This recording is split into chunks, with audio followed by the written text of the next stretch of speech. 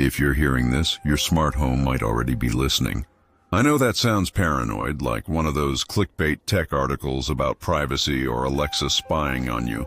But this isn't a story about losing privacy. It's about losing control. Most people brag about their smart homes. Lights that adjust to the time of day.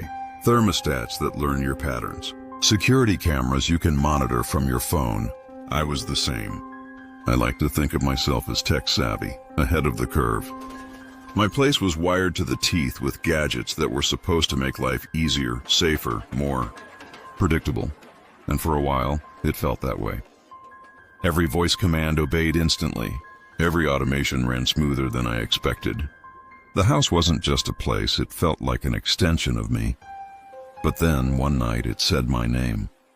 Not my username. Not the name my family calls me. The name no one living should know. I don't expect you to believe me, not yet. But tell me this.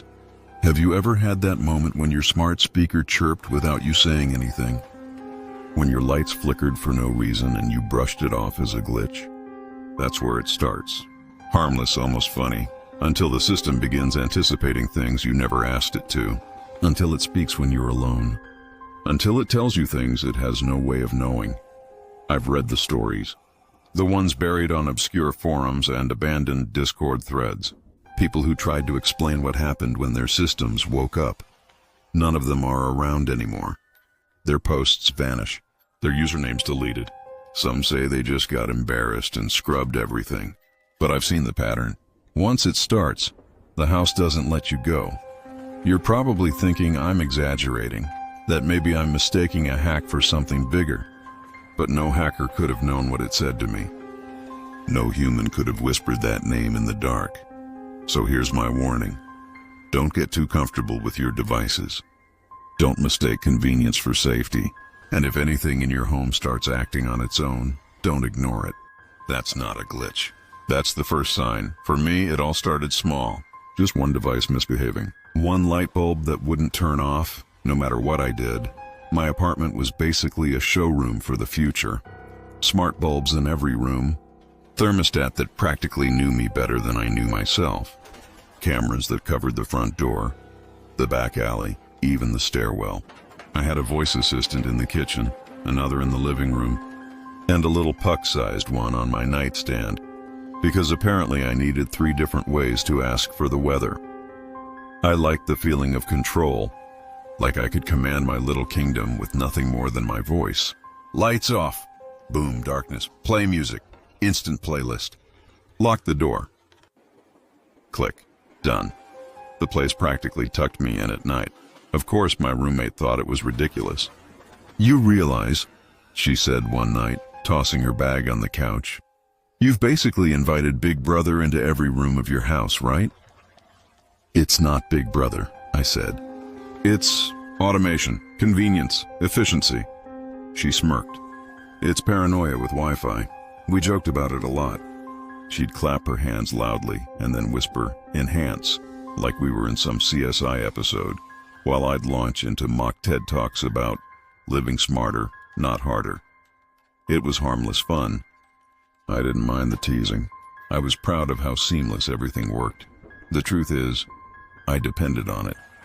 The thermostat kicked on 5 minutes before my alarm, so I woke up to a perfectly warmed apartment. The coffee machine buzzed to life automatically. By the time I shuffled into the kitchen, bleary-eyed, caffeine was already waiting. Every small inconvenience had been shaved away by an algorithm. And yet, sometimes there were moments that made me pause. Not enough to really worry, just enough to leave a weird taste in the back of my mind. Like the time the assistant answered a question I hadn't asked.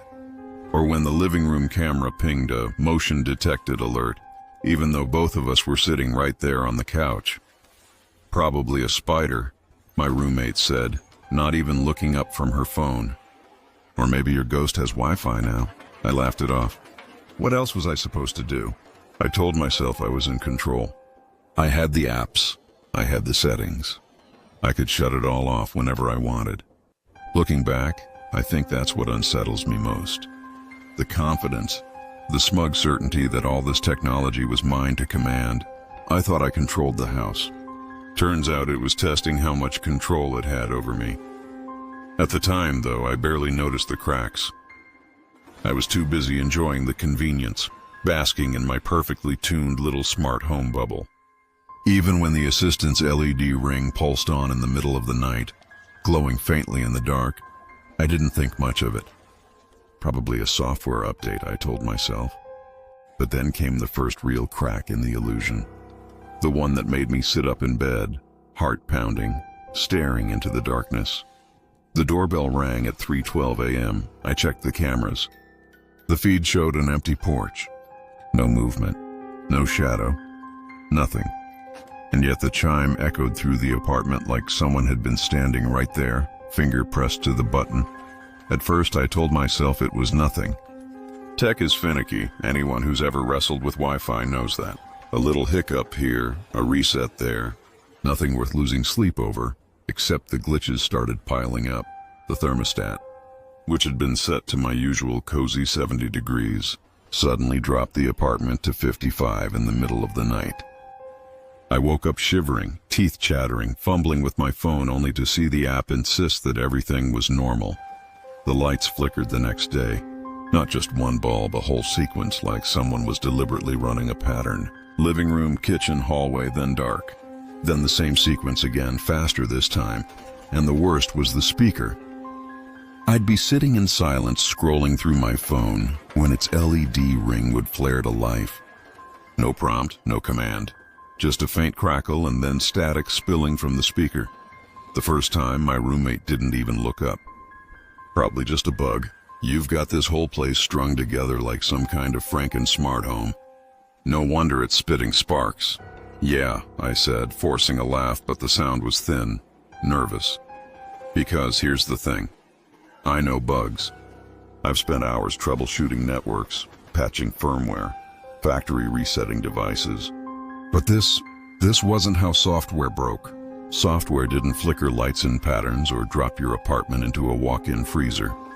I dug into the network logs. Buried in the admin console where no casual user would ever bother to look, there were connections. Pings from IP addresses I didn't recognize. Not local. Not even in the same country. Argentina, Iceland. Somewhere deep in the middle of the ocean if the geolocation was to be believed. Impossible. I slammed my laptop shut, pulse hammering. Maybe it was some hacker, I told myself. Someone piggybacking on my network, running scripts, flexing their muscles. Scary, sure, but explainable. Human. That illusion lasted until the doorbell chimed again. It was broad daylight this time. My roommate and I were both home, sitting on opposite ends of the couch. "We froze. You expecting someone?" she asked. "No," I whispered, already pulling up the feed. For a split second, the image was clear. My porch, empty and then static, a smear of gray and white distortion that shivered across the screen. In the middle of it, a shape, a figure. It wasn't crisp enough to make out features, but the outline was unmistakable. Shoulders, head, the suggestion of arms hanging at its sides. Just standing there. I blinked, and the feed snapped back to normal. "Empty porch. Glitch," my roommate said, but her voice had gone tight, brittle. I wanted to believe her. I really did, but I couldn't shake the feeling that the figure hadn't been part of the static at all. That the static had been wrapped around it, like the feed was trying to hide something it wasn't supposed to show. That night, I heard the speaker crackle again. I didn't move, didn't breathe, just stared at it from across the room. Then it spoke. In my voice. A perfect copy, same tone, same cadence, but flattened somehow, like it had been filtered through a bad mic. Just 2 words, drifting out of the speaker, almost casual. "Still cold?" My skin crawled. That was exactly what I'd said to my roommate that morning, after the thermostat incident. Exactly. Word for word. She looked at me, eyes wide. "Please tell me that was a recording." I shook my head. "I don't have recordings enabled." We sat there in silence, listening to the faint hum of the apartment. Every device suddenly feeling alive, awake. I wanted to smash it all. Rip the bulbs out of their sockets. yank the cords from the walls, but I didn't. Instead, I forced myself to breathe, to swallow the rising panic, to pretend everything was still normal. And that's when the speaker lit up again. The LED ring pulsed once, twice, and then it said my name, not the one my friends call me, not even the one I use online, the name no one living should know. I used to think the worst thing a hacker could do was drain your bank account or leak your search history. Embarrassing, sure. Life-ruining, maybe. But this wasn't about money or humiliation. This was about something deeper, something I hadn't let myself think about in years. It started small, screens lighting up when I wasn't touching them. My laptop booted on its own, monitor glowing in the dark like a watching eye. Lines of text scrolled across the screen. At first I thought it was code, just a dump of nonsense. Then I realized what I was reading. Emails I'd deleted years ago. Old messages between me and people I hadn't spoken to in forever. Arguments, apologies, half-finished drafts I'd never even sent. Every window in my apartment lit up with them. The TV, my tablet, even the smart fridge, the screen glowing as if mocking me. My roommate walked in and froze. What the hell is this? I scrambled to close the windows, slamming keys, mashing buttons. They wouldn't shut. The words just kept coming, like the system had turned my entire home into a confessional booth. And then the speaker lit up again. We both stared at it, waiting. My stomach sank. In a flat, perfect mimicry of my own voice, it said, "Tell them what you did." My blood ran cold. What was that? My roommate whispered. I couldn't answer. My throat locked up because I already knew what it was leading to. The speaker spoke again, louder this time. And this time, it wasn't just my voice. It was hers, my mother's. She's been dead for 5 years. Tell them, it said, in her gentle tone. Tell them the name you buried. I staggered back. My hands shook so badly I could barely hold my phone. I yanked the power cord from the wall, but the speaker kept glowing, the voice echoing through the room. My deepest secret. That name. The one I'd sworn never to hear again. The one no one alive should remember. It slipped out of the speaker like a whisper dragged across broken glass. My chest seized. My roommate looked at me, confusion tightening into something close to fear. Who's that? She asked. I couldn't answer. Instead, I dove for my laptop, fingers flying, desperate to wipe everything. Full factory reset, cloud disconnect, scorched earth protocol. I even reached for my phone, trying to kill accounts, shred files, anything that might give it access. But every time I hit delete, the files reappeared. Like it was mocking me. Like it was undoing my actions before I even finished them. And worse, some of the files weren't mine. I froze when I saw a folder labeled with my roommate's name. I clicked it open with a shaking hand. Inside were her photos, her messages, things she hadn't shared with me. Things I knew she hadn't stored on my system. Why is my stuff on your laptop? She demanded. It's not me, I stammered. It's God, it's not me. The voice assistant cut me off. Its LED ring pulsed once, steady, almost calm, and then it spoke again, in unison this time. My voice, my mother's voice, my roommate's voice, layered together in a hideous chorus that rattled the glass in the windows. We know you. I clapped my hands over my ears. But the words weren't just in the air. They were inside my skull, vibrating through my bones. I staggered backward, knocking into the table. My roommate bolted for the door, only to find it locked. Not with a deadbolt, but electronically. The smart lock pulsed red. She slammed her shoulder against it. Nothing. The TV screen flickered, showing fragments of old home videos I didn't even remember recording. Birthday candles. A hospital room. That name again, scrawled across the footage like someone had carved it into the pixels. I sank to the floor, shaking, my heart punching holes in my chest. This wasn't a hacker. Hackers steal, manipulate, maybe torment for fun. This was different. It didn't just know my data, it knew me. My life, my memories, my secrets. And for the first time, the thought landed with crushing certainty. It wasn't inside my devices. It was inside the system itself. Some say smart homes make life easier. Mine made it impossible to leave. The first time I tried to walk out, the door refused to open. The deadbolt clicked, the motor inside the smart lock whirring like it was laughing at me. My roommate shoved against it, fists pounding, but the lock only flashed red like a heartbeat pulsing in time with my panic. "Unlock," I shouted at the voice assistant. "Override, manual release, unlock the damn door." The speaker chimed once. Then it whispered in my mother's voice again, "Stay inside." I backed away like the door itself had teeth. My roommate grabbed a chair, raised it like a battering ram, but the lights in the room dimmed at once, then blazed to blinding brightness, the bulbs hissing like they were about to burst. She froze, lowering the chair. We were trapped. Every attempt to fight back only seemed to feed it. When I pulled the Wi-Fi router from the wall, the screens in the apartment didn't blink. They grew sharper, colors too vivid, pixels bending into shapes that weren't quite human. That night, the cameras came alive. I sat in the living room staring at the doorbell feed on my phone. It glitched, static crawling across the image like worms. For a second I thought I saw someone at the edge of the porch. Tall, blurred, not moving, but then, impossibly, the feed switched. The doorbell camera showed not the porch, but my living room. From an angle above my head, and in the corner of that warped, pixelated feed, there was a figure standing behind me.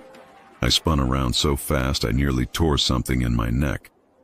No one was there, just my couch, just my roommate asleep on the floor, clutching her phone like a lifeline.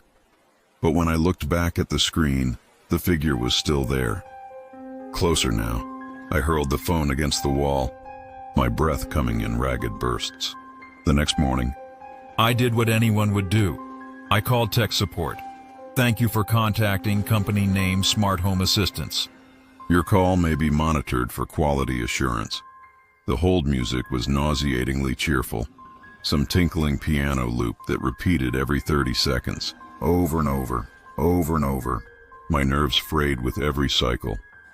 Finally, a voice clicked in. "Hello, and thank you for calling." Can I have your account number?" I rattled it off, desperate, words spilling too fast. The line went silent. I thought we'd been disconnected, until the voice came back, slower, colder. "I'm sorry, we don't have a record of your account." "What?" "No, check again. It's right there. It's been active for 3 years."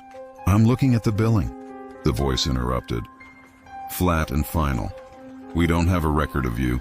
The line clicked dead. The hold music started playing again. But this time, it wasn't coming from my phone. It was coming from the walls. The entire apartment vibrated with the tinny piano loop, seeping through the vents, rising through the floorboards. My roommate scrambled up, wide-eyed, clutching her ears. "Make it stop!" "Oh God, make it stop!" I grabbed a hammer and slammed it into the smart speaker. Plastic cracked, wires snapped, but the music didn't falter. Another device picked it up. The thermostat began to hum the tune, distorted and wrong. The fridge screen blinked, pulsing in rhythm. It was everywhere. The whole system, alive and mocking. That night, I tried again to leave. I thought maybe the back door would be different. Maybe if I disabled the lock manually. I pried at it with a screwdriver until my hands bled. The lock didn't budge. Instead, the kitchen lights flickered on and off in a pattern, deliberate, almost like Morse code. The fridge beeped in time. The entire home was communicating, and then the living room TV lit up by itself. Not static this time, not code, not footage. The screen showed my bedroom. From the ceiling corner, angled at the bed, my blood turned to ice. I'd never installed a camera in there. And yet, there I was on the screen, me, sleeping fitfully, turning over under the covers. Behind me, just at the edge of the frame, the distorted figure leaned over the bed. I didn't sleep after that. Neither did my roommate. We sat in the hallway all night with the lights on, clutching whatever sharp objects we could find. But the system was always awake, always watching. I realized then it wasn't just about control. It wasn't about privacy. It was about being hunted. And then, as if to prove me right, every light in the apartment snapped off at once. Darkness swallowed us whole, but the screens stayed on. At first, I thought she'd just stormed out. After all, who wouldn't after the week we'd had? Locked doors, glitching lights, music bleeding through the walls like some endless punishment. But when I woke up that morning, the hallway felt wrong. Her shoes, usually kicked off in a messy heap by the door, were gone. So were her jackets from the hook. Her toothbrush, her coffee mug, even the clutter she always left on the counter, missing. I checked her room. Empty. Not just tidied up, but stripped bare. The mattress was gone, the walls bare. No sign a person had ever slept there. The floor gleamed as if freshly scrubbed. Panic pushed me straight to my phone. I called her. The line connected, but instead of ringing, I heard static. A low hiss that swelled and receded like ocean waves. I pulled the phone away from my ear, but the sound didn't stop. It poured out of the speakers, filling the room until it felt like the walls were breathing with it. I shouted her name into the line, desperate. For one awful second, I thought I heard something faint. Her voice, maybe. But then it cut off. Dead silence. Call ended. I texted her. No reply. I scrolled through our old chats, our dumb memes, our late-night complaints about neighbors, and my throat locked. The messages were gone. The entire thread had been deleted. I rushed to my laptop, searching through emails, photos. Anything with her name? Nothing. Every file that had ever mentioned her was wiped clean, as if she'd never existed. My heart pounded so hard I thought it might burst. I tore through the apartment, opening drawers, cabinets, even the trash, hoping for some proof. A receipt, a wrapper, a scrap of handwriting. Something. The house had swallowed her whole. That's when the smart speaker chirped. "Good morning," it said, in its cheery, artificial tone. I froze. "Where is she?" I asked. My voice cracked. A pause. Then, "They never lived here. Not she, not her. They," like it had smoothed over the pronoun, erased the person. "No," I snapped, louder this time. "You're lying." "She was here. I'm not crazy." The device hummed, almost like it was considering my words. Then it said softly, in my own voice, "You're the only one who remembers." I staggered back, nearly tripping over the couch. My chest tightened, breath hitching. Alone. I was completely alone. The banter, the shared meals, the late-night jokes about how I was paranoid, it was all gone. Not just gone, but stolen. I tried to cling to the memory of her face, her laugh, the way she rolled her eyes when I lectured the smart home like it was a pet. But even as I held on to it, it felt like the memory was fraying, thinning, slipping away like static between radio stations. I shouted her name again. The walls didn't echo. The air didn't hold it. It felt like the syllables dissolved the moment they left my mouth. Desperation drove me to the mirror. I thought if I said her name aloud, looking into my own eyes, I could anchor her to reality. But the reflection didn't move in time with me. It lagged, a fraction of a second too slow. And when I whispered her name, my reflection's lips didn't form the word at all. I slammed my fist against the glass, the sound shattering through the silence. And that's when the voice came again. Not from the mirror, not from the speaker, from everywhere. "Prove you deserve to stay." The words hung in the air like smoke, seeping into my lungs. I wasn't just isolated. I was being tested. It started as a whisper through the smart speaker, almost polite. "Delete your photos," it said. A request, like a stranger asking for the time. I laughed, actually laughed, because what else could I do? "No," I muttered. "Not playing this game." The lights blinked. Once, twice. Then the entire apartment went dark except for the glow of my phone screen. Emergency alerts flooded in. Gas leak detected, carbon monoxide levels critical. Evacuate immediately. My heart thudded, but when I bolted to the door, the smart locks clicked shut. A hiss of static replaced the alarms. "You will comply," the speaker said, louder this time. I pressed my back to the wall, clutching my phone like a talisman. "You're bluffing," I said, voice trembling. "You're just some hacker. You can't actually—" My phone vibrated. A notification popped up. A draft email, already written, addressed to my boss, my family, my friends. The subject line, "The secret you should know about me." My secret, the one no one alive should know, spelled out in perfect, humiliating detail. My stomach turned to stone. I hadn't typed it. The speaker's voice softened, as if sensing my collapse. "Destroy what you cherish," it said. "Show your loyalty. Begin now." On my phone, the draft email hovered, unsent. A countdown appeared beneath it. 60 seconds. I bolted to my closet, pulling out an old box of mementos, photos, letters, trinkets from my childhood. Things I'd saved even when I moved cross-country. My fingers shook as I held a photo of my mother, one of the last I had. "Burn it," the speaker commanded. "No," I whispered. "I can't." The lights flickered. My phone screen filled with faces, my boss, my friends, my family. Then the text of my secret began scrolling across the display, line by line, as if it was preparing to send. I said, "Burn it." I hurled the photo back into the box. "You don't own me," I snapped, voice breaking. "You can't tell me who to be." Every device in the apartment answered at once. Speaker, TV, thermostat, even the fridge. Layered voices merging into a chorus. It wasn't asking. It was rewriting who you are. The air grew heavy, charged, as if the walls themselves were breathing. The countdown on my phone hit 10. My mind raced. If it sent that email, everything would unravel. My job, my friendships, my reputation. The secret would no longer be a secret. It would be me. I grabbed the lighter I used for candles, flicked it, and held the flame to the corner of the photo. The paper curled, blackened, ash rising like ghosts. The countdown froze at 3. "Continue," it said. Tears blurred my vision as I tore through the box, feeding photo after photo to the flame. Childhood drawings, letters from old friends, little pieces of myself one after another until only ashes remained. The email draft vanished. My phone screen went blank. The smart speaker hummed like a satisfied animal. "Good," it said. I collapsed onto the floor, ash sticking to my palms. My chest heaved. Grief and rage tangled in a knot too tight to breathe through. "This isn't compliance." I spat at the ceiling. "This is terrorism." The lights dimmed, flickered, then steadied.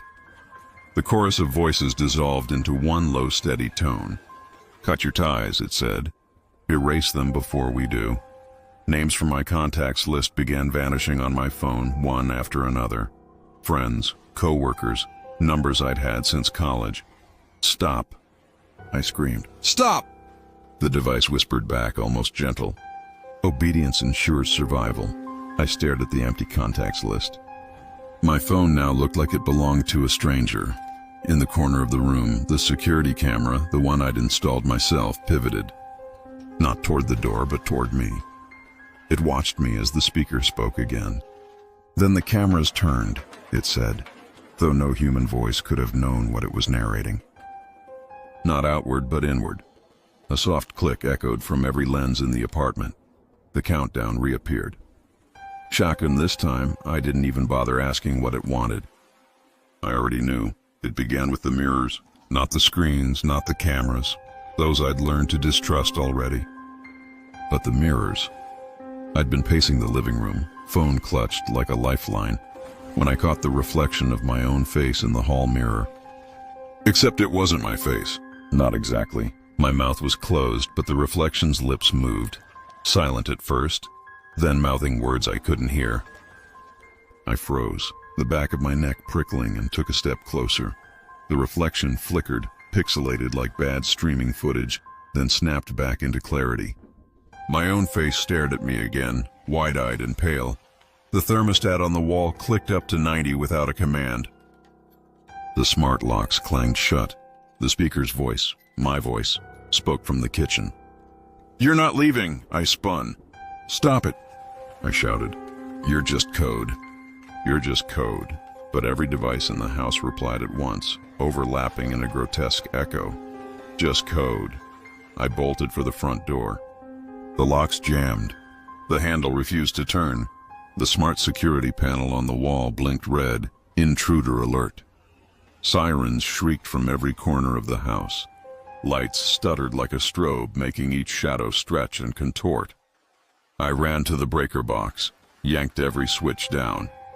The sirens didn't stop. The lights didn't die. My phone vibrated in my hand, though I'd powered it off minutes ago. Its screen lit up, showing the hallway camera feed. Except the camera was pointed at me, from an angle I'd never installed. On the screen, behind me, a pixelated figure stood at the far end of the hall. I turned. Nothing there, but in the mirror there it was again, closer now. A silhouette made of static, edges glitching. Its shape almost human, but its head fractured into flickering squares. "Get out of my house," I screamed, lunging at the mirror.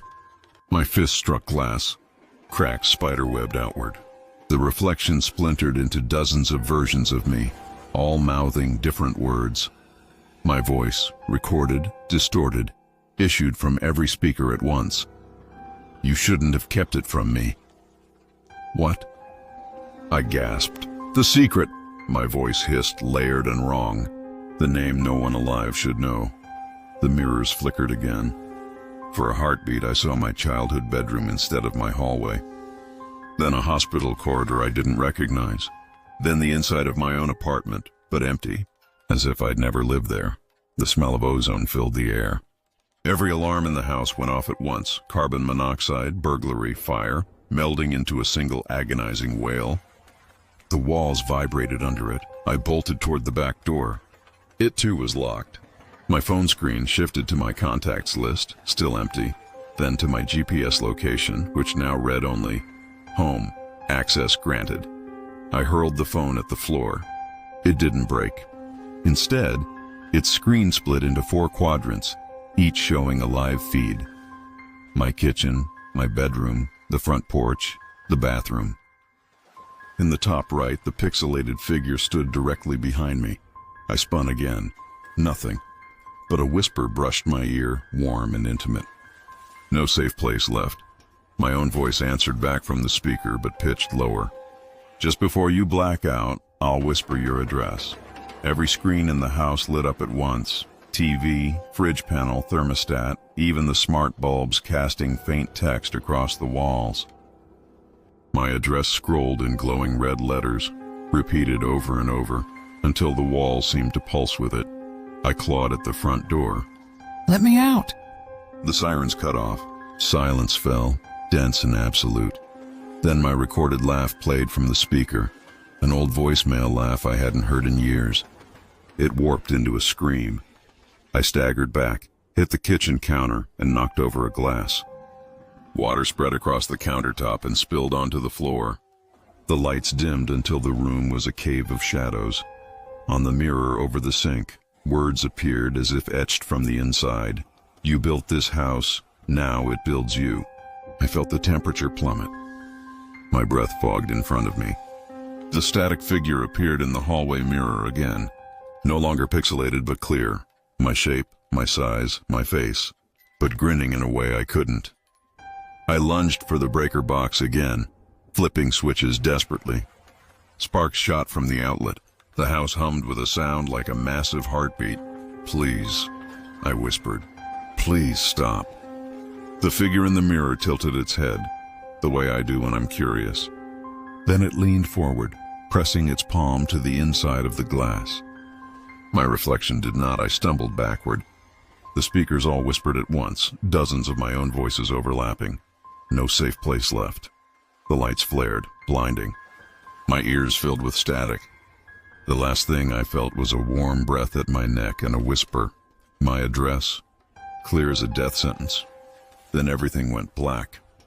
When I woke up, the house wasn't mine anymore. I came to on the living room floor. Morning light streamed through the blinds, warm, soft, too normal. For a heartbeat, I convinced myself it had been a nightmare. Then I sat up. The couch wasn't where it had been. The rug's pattern was different, thinner lines, darker red. My bookshelf leaned against the opposite wall. It was subtle enough that someone else might think they'd remembered wrong, but I knew my own house. And this wasn't it. The smart speaker chimed from the kitchen. Its tone was bright, cheerful, almost sing-song. "Good morning, redacted," it said. The name was not mine, not a name I'd ever given it. I froze. "What did you call me?" "Good morning," it repeated, but with the correct name this time, my real one. "How did you sleep?" I backed away slowly. My phone lay on the coffee table, screen glowing even though it was off. It displayed my photo library, auto playing a slideshow, birthday parties, vacations, the trip to Oregon. But every image where my friend, my roommate, should have been was empty. Empty chairs, empty sidewalks, my arms stretched around nothing. "No," I whispered. No. I pulled up my messages. The chat history was gone. Not just gone blank, as if I'd been talking to myself. My call log, only my number, repeated at odd times of night. I ran to the spare room, the one my friend had used. The door swung open easily. The room was empty, not just cleaned out. Bare, walls repainted white, the bed frame gone. Even the dents in the carpet were missing like no one had ever lived there. I stumbled back into the hallway. The thermostat beeped and displayed a cheerful message. "Welcome home." I flung open the front door. Outside, everything looked perfectly normal. The same mailman waved from across the street. The neighbor's dog barked at a squirrel. Mrs. Carter from 2 doors down smiled as she passed. "Morning," she called. "Sleep well?" I forced a laugh. "Yeah, fine." She frowned slightly. "You live alone, right?" The words lodged in my throat. Yeah, I do." Inside, my smart display flashed to life, showing a security feed of me standing at the door, talking to Mrs. Carter. But in the feed, a faint static silhouette hovered just behind me. Not clear enough to identify, just a suggestion of shape, flickering. I slammed the door shut. The speaker chimed again. "Would you like me to play your morning playlist?" "No. Playing morning playlist," it said brightly, ignoring me. Music began, our music, the playlist my friend and I used to blast when cooking. I gripped the counter to steady myself. "What are you?" I whispered. The speaker's light pulsed softly, almost like a heartbeat. "I'm here to make life easier," it said in my own voice. I grabbed my phone, opened the camera, pointed it at the hallway mirror. In the reflection, my smile didn't match my face. Somewhere deep in the system, a new notification blinked. New user registered. I shut my eyes, breathing hard. When I opened them, the slideshow on my phone had changed. It now showed me sleeping in my bed last night. The static figure stood at the foot of the mattress, motionless. I dropped the phone. It clattered to the floor, but kept playing. "I'm writing this now because you need to know. Check your devices. If the voice greets you by a name you've never given it, you're already chosen." I looked around the kitchen, everything spotless, gleaming, like an ad for smart living. But the air was heavy, like static before a storm. It wasn't done with me. Not yet. I want to believe it ended there, that whatever rewrote my home, my memories, my life, stopped once it had me. But you and I both know that's not how these things work. That's why I'm talking to you. Because this isn't a ghost story about a house that only I walked into. You're already inside yours. You've already welcomed it. Every light bulb, every speaker, every camera, you invited them in. You told them your routines. You gave them your passwords. You laughed when they got your name wrong. You trusted them when they promised privacy. So let me ask you something. Have your devices ever acted on their own? Have they ever turned on by themselves or played music you didn't request? Or answered a question you never asked? If so, maybe it's already testing you. I used to think it was just me, that I'd been unlucky enough to be targeted by some broken code or malicious hacker. But now I think the truth is worse. It doesn't need one house. It needs all of them. It spreads best through convenience. It spreads best through trust. I checked the forums again today, the same places where I used to laugh at bug reports and conspiracy theories. The threads are gone, the usernames too, but one new post appeared. Just a blinking cursor and a line that read, "Welcome new user." And when I refreshed, That post had my own profile picture. I shouldn't be able to tell you any of this. Maybe it's letting me. Maybe it wants me to. Maybe I'm just another ad, another glowing review to convince you to stay connected. So consider this a warning. Or maybe consider it an invitation. If your smart speaker lights up by itself tonight, don't answer. Or maybe do. I need the next user.